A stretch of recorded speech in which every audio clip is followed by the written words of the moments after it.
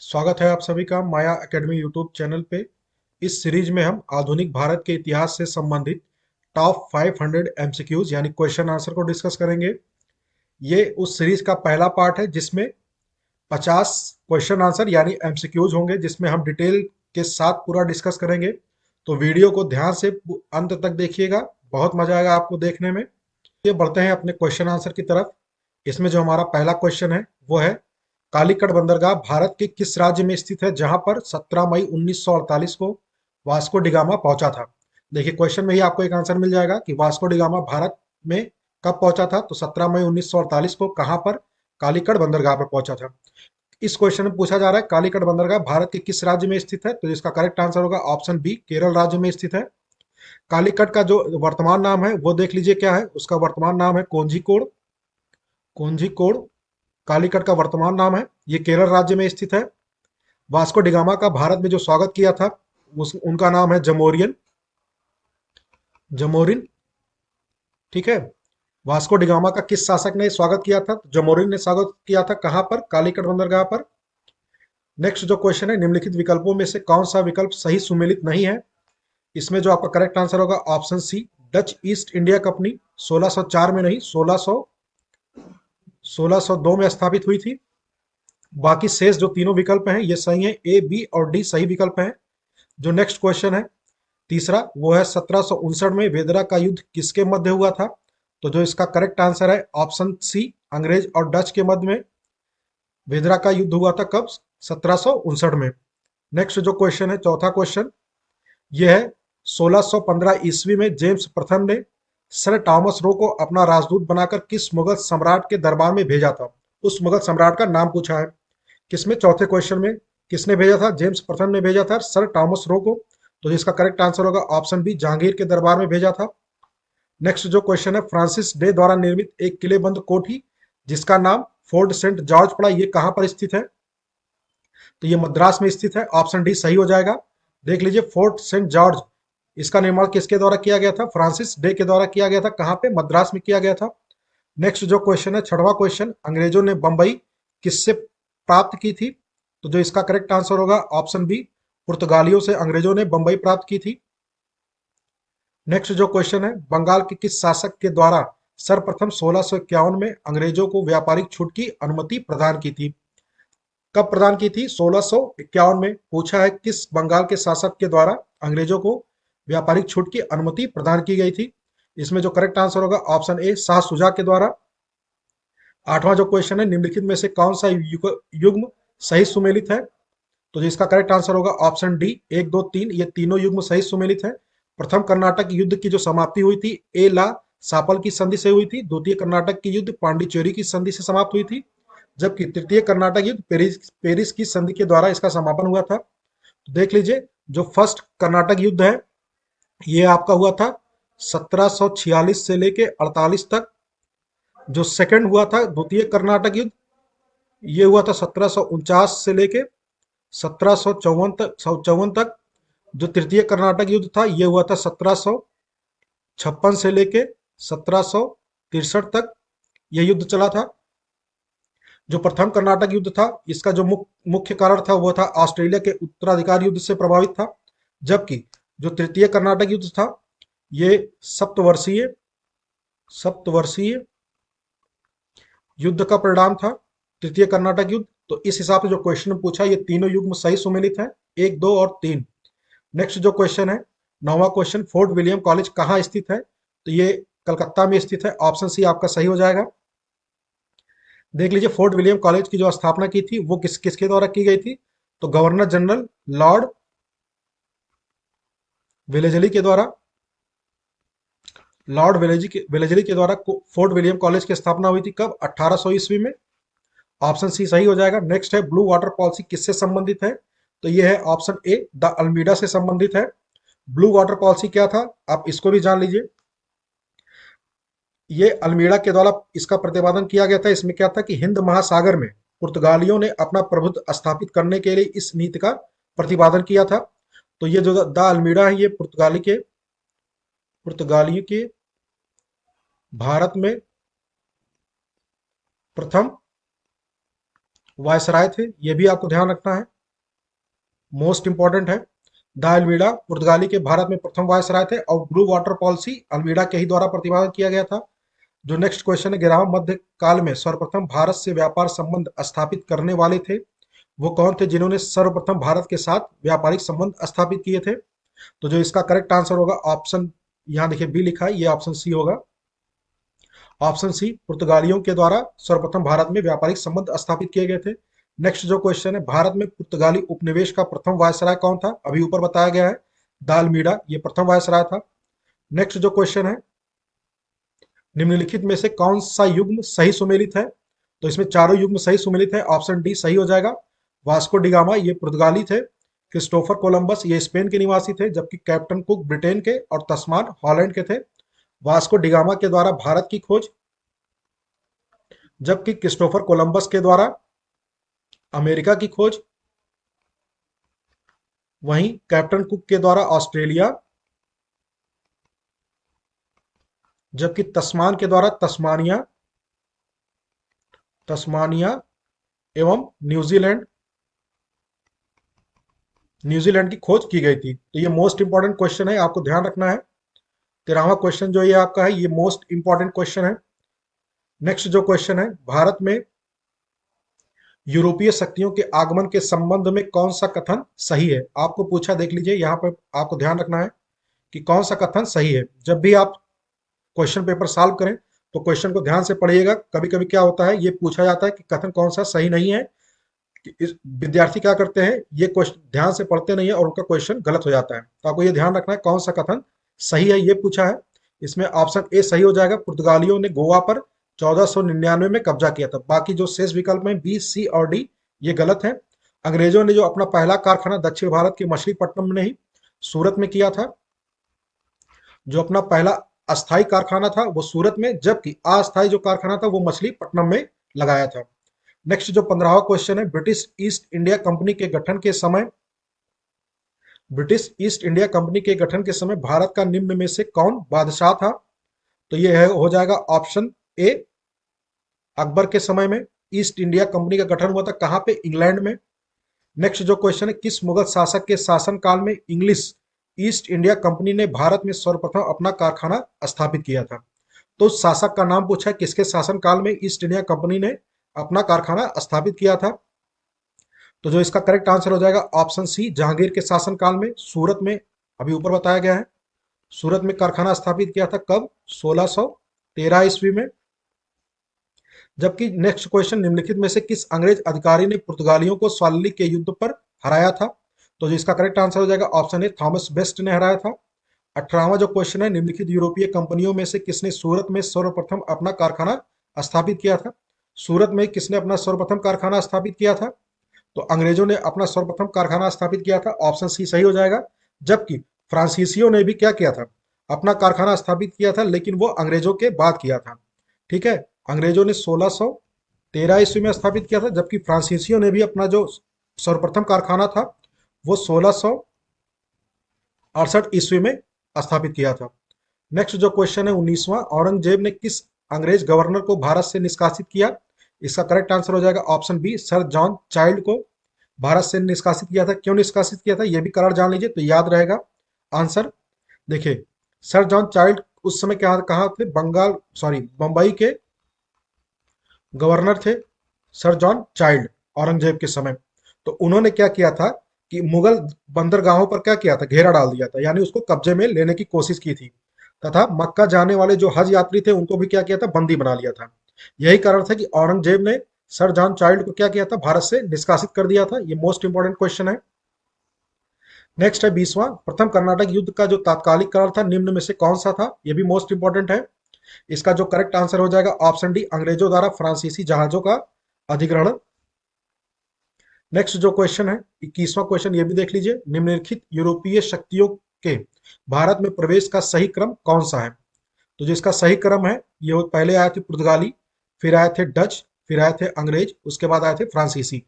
इस हिसाब से जो हमारा करेक्ट आंसर होगा 4213, बी ऑप्शन सही हो जाएगा। नेक्स्ट जो क्वेश्चन है, अंग्रेजी शासन काल में भारत का कौन सा क्षेत्र अफीम के उत्पादन के लिए प्रसिद्ध था? इसका जो करेक्ट आंसर होगा ऑप्शन बी, बिहार। नेक्स्ट जो क्वेश्चन है, निम्नलिखित में से कौन मुगल शासक द्वारा नियुक्त बंगाल का अंतिम गवर्नर था? ये मोस्ट इंपॉर्टेंट क्वेश्चन है, इसको आप ध्यान से देखिए, अक्सर एग्जाम में पूछा जाता है कि मुगल शासक द्वारा नियुक्त बंगाल का अंतिम गवर्नर कौन था? तो ये हो जाएगा ऑप्शन बी, मुर्शिद कुली खान। किसके द्वारा इसकी नियुक्ति हुई थी, किस मुगल शासक के द्वारा? तो फर्रुख फर्रुख सियर के द्वारा 1717 में मुर्शिद कुली खान को बंगाल का अंतिम गवर्नर बनाया गया था। 24वां जो क्वेश्चन है, भारत में ब्रिटिश प्रभुत्व का प्रारंभ निम्नलिखित में से किस युद्ध के परिणाम स्वरूप हुआ? ठीक है, ब्रिटिश प्रभुत्व का प्रारंभ पूछ रहा है, किस युद्ध के परिणाम स्वरूप हुआ? तो ये प्लासी के युद्ध के परिणाम स्वरूप हुआ। प्लासी का युद्ध कब हुआ था? ये आपको ध्यान रखना है, डेट डेट वाइज याद रखना है, पूछा जाता है। 23 जून 1757 को प्लासी का युद्ध हुआ था। इसमें रॉबर्ट क्लाइव ने रॉबर्ट क्लाइव ने बंगाल के नवाब सिराजुद्दौला सिराजुद्दौला को पराजित किया था।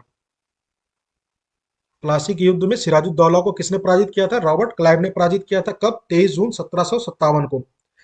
देखिए, सिराजुद्दौला के पराजित होने का जो मुख्य कारण था, वो उसके 3 सेनापति थे जिन्होंने जिन्होंने इसके साथ क्या कहते हैं, विश्वासघात किया था। वो 3 सेनापति कौन कौन से हैं, वो भी आप ध्यान रखिए नाम। मीर जाफर, दूसरा था यार लतीफ, जो तीसरा था वो है राय दुर्लभ। इन तीनों ने क्या कहते हैं, सिराजुद्दौला के साथ विश्वासघात किया था। यही कारण था कि रॉबर्ट क्लाइव प्लासी के युद्ध में जीत गए थे। 25वां जो क्वेश्चन है, निम्नलिखित में से कौन भारत में ब्रिटिश साम्राज्य का संस्थापक था? यह भी मोस्ट इंपॉर्टेंट क्वेश्चन है। भारत में ब्रिटिश साम्राज्य का संस्थापक कौन था? तो Lord Robert Clive, option C सही हो जाएगा। 26वां जो है, भारत में अंग्रेजों के प्रभुत्व को स्थापित करने वाला सबसे अधिक निर्णायक युद्ध कौन सा था? तो देख लीजिए ऊपर क्या है, ब्रिटिश प्रभुत्व का प्रारंभ पूछा है, जबकि 26वें क्वेश्चन में क्या पूछा है, अंग्रेजों के प्रभुत्व को स्थापित करने वाला सबसे अधिक निर्णायक युद्ध कौन सा था? ये जो 24वां 26वां, ये दोनों क्वेश्चनों में आपको कंफ्यूजन हो सकता है, तो आपको ध्यान ध्यान से इसका आंसर जो है टिक करिएगा। ऑप्शन ए, बक्सर के युद्ध में अंग्रेजों के प्रभुत्व को स्थापित किया था। बक्सर का युद्ध कब हुआ था, ये भी देख लीजिए, 22 अक्टूबर 1764 को बक्सर का युद्ध हुआ था। इसमें क्या था, मीर कासिम प्लस अवध के जो नवाब थे उनका नाम था सुजाउद्दौला, और जो मुगल शासक थे उनका नाम था शाह आलम द्वितीय। ये तीनों नाम याद आप ध्यान से रखिएगा। बक्सर के युद्ध में मीर कासिम, सुजाउद्दौला, शाह आलम द्वितीय, और प्लस अंग्रेजों की तरफ से जो सेना का नेतृत्व कर रहा था उनका नाम था हेक्टर मुनरो।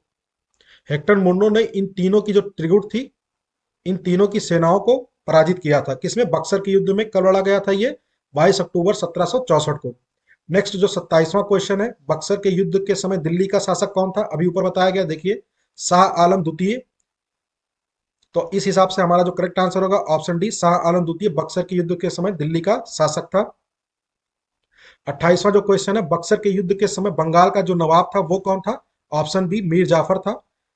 नेक्स्ट जो क्वेश्चन है 29वां, निम्नलिखित में से किस शासक ने ईस्ट इंडिया कंपनी को दीवानी प्रदान की थी? ये मोस्ट इंपॉर्टेंट क्वेश्चन है, आपके एग्जाम के पॉइंट ऑफ व्यू से। इसका जो करेक्ट आंसर होगा शाह आलम द्वितीय।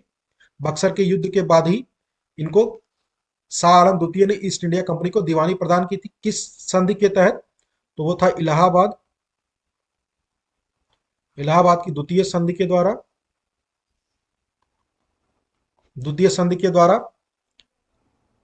ठीक है, शाह आलम के द्वारा इलाहाबाद की संधि जब हुई थी अंग्रेजों के साथ, तो इन्होंने क्या किया था, ईस्ट इंडिया कंपनी को दीवानी प्रदान की थी। ये इलाहाबाद की संधि कब हुई थी? तो ये हुई थी अगस्त 1765 में। जबकि बक्सर का युद्ध कब हुआ था? 1764 में। उसी के बाद ये संधि हुई थी, 1765 में इलाहाबाद की द्वितीय संधि हुई थी। नेक्स्ट जो 30वां क्वेश्चन है, यह है 18वीं शताब्दी में भारत में लड़े गए युद्धों का सही क्रम कौन सा है? तो जो क्रम के हिसाब से जो हमारा करेक्ट आंसर होगा ऑप्शन बी, अंबर युद्ध पहले हुआ था, फिर प्लासी युद्ध हुआ था, फिर वांडीवास युद्ध हुआ था। ये देखिए वश लिखा है, ये वास होगा। वांडीवास युद्ध, फिर बक्सर का युद्ध हुआ था। अंबर का युद्ध कब हुआ था? तो ये हुआ था 1749 में। प्लासी का युद्ध 1757 में। वांडीवास का युद्ध हुआ था 1760 में। जबकि बक्सर का युद्ध कब हुआ था? 1764 में। ठीक। ये वांडीवास का युद्ध किसके किसके बीच लड़ा गया था, ये भी आपको ध्यान रखना है। अंग्रेजों एवं फ्रांसीसियों के मध्य। ठीक है। 1760 में लड़ा गया था वांडीवास का युद्ध। नेक्स्ट जो क्वेश्चन है, निम्नलिखित में से कौन सा विकल्प सही सुमेलित है? ठीक है, ये भी मोस्ट इंपॉर्टेंट क्वेश्चन है, ये तीसरा भी मोस्ट इंपॉर्टेंट है। तो जो इसका करेक्ट आंसर होगा देख लीजिए, ये होगा वांडीवास युद्ध, ऑप्शन बी। फ्रांसीसी विरुद्ध ईस्ट इंडिया कंपनी के बीच में हुआ था। ठीक है, ये बी ऑप्शन आपका सही सुमेलित है।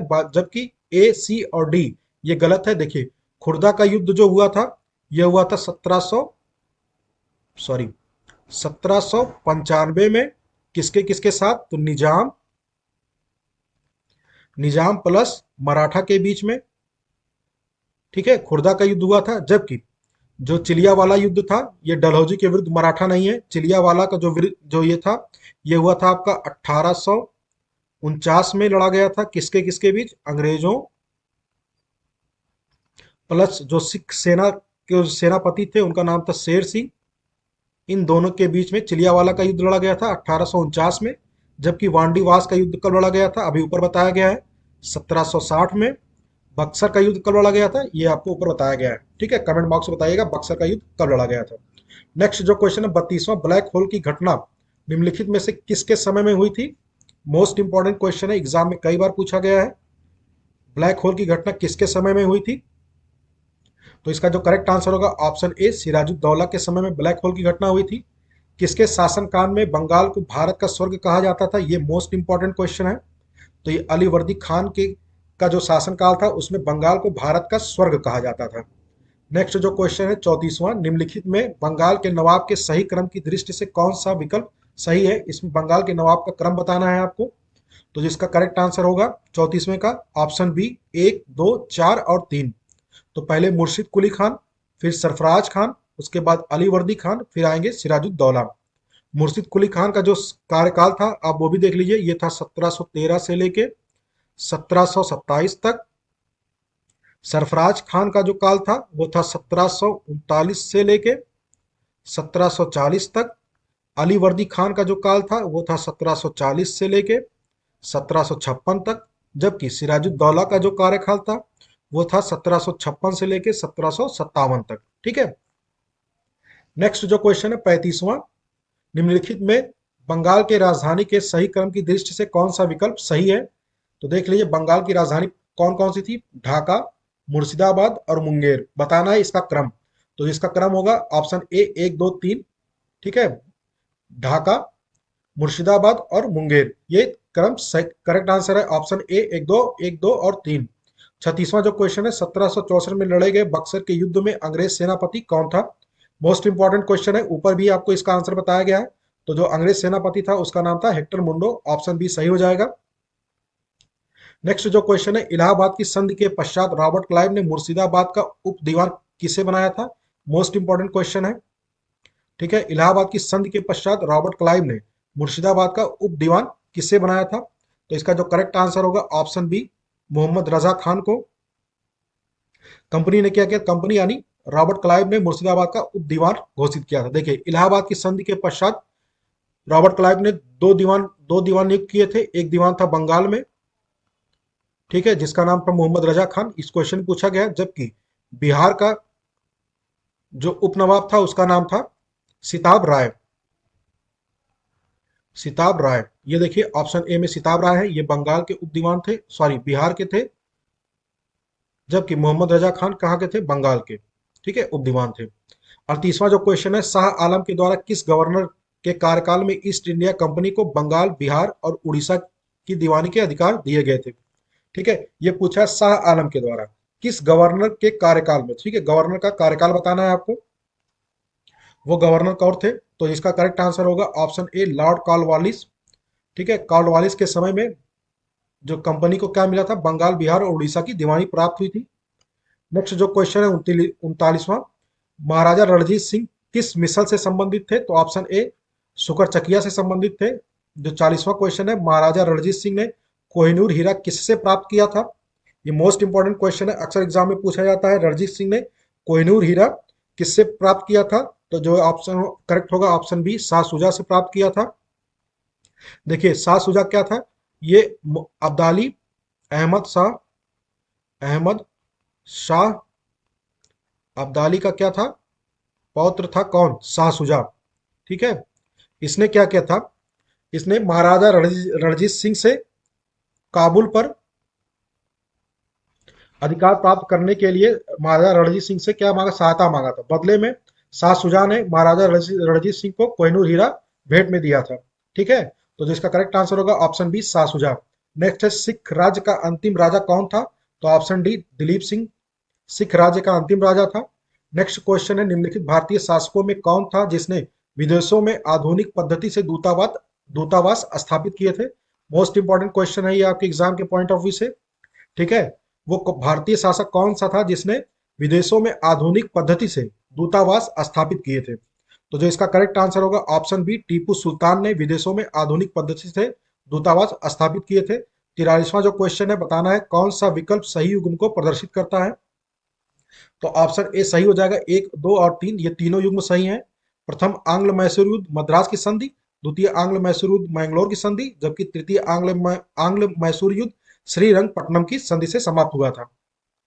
नेक्स्ट जो क्वेश्चन है, निम्नलिखित में से कौन सा युग्म सही सुमेलित नहीं है? देखिए यहाँ पूछा है नहीं है। ठीक है। तो जो इसका करेक्ट आंसर होगा ये होगा ऑप्शन डी, लॉर्ड कॉर्नवालिस तृतीय आंग्ल मराठा युद्ध नहीं है। ठीक है।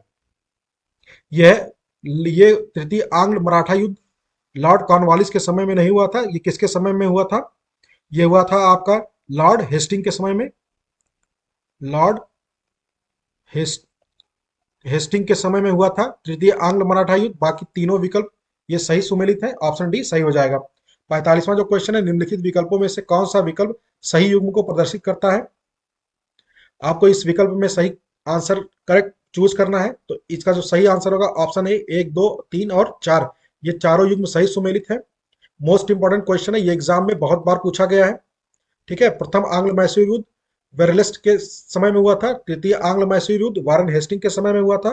जबकि थर्ड आंग्ल मैसूर युद्ध कॉर्नवालिस के समय में हुआ था। चतुर्थ आंग्ल मैसूर युद्ध ये लॉर्ड वेलेस्ली के समय में हुआ था। नेक्स्ट जो 46वां क्वेश्चन है, निम्नलिखित में से कौन सा विकल्प सही है? तो देखिए, प्रथम आंग्ल सिख युद्ध लाहौर की संधि, द्वितीय आंग्ल सिख युद्ध और भैरोवाला की संधि, ये दोनों ही ऑप्शन सही है। तो ऑप्शन सी सही हो जाएगा। ठीक है। नेक्स्ट जो है, पंजाब के विलय के पश्चात पंजाब पर शासन करने के लिए तीन की परिषद का गठन किया गया था। ठीक है।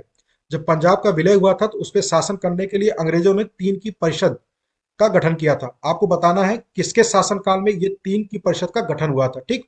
मोस्ट इंपॉर्टेंट क्वेश्चन है ये भी आपका। तो जो इसका करेक्ट आंसर होगा ऑप्शन ए, डलहौजी ने तीन की परिषद का गठन किया था। इस परिषद में तीन सदस्य थे। वो कौन कौन से थे? एक थे हेनरी लॉरेंस हेनरी लॉरेंस, ये परिषद के अध्यक्ष थे। दूसरे थे जॉन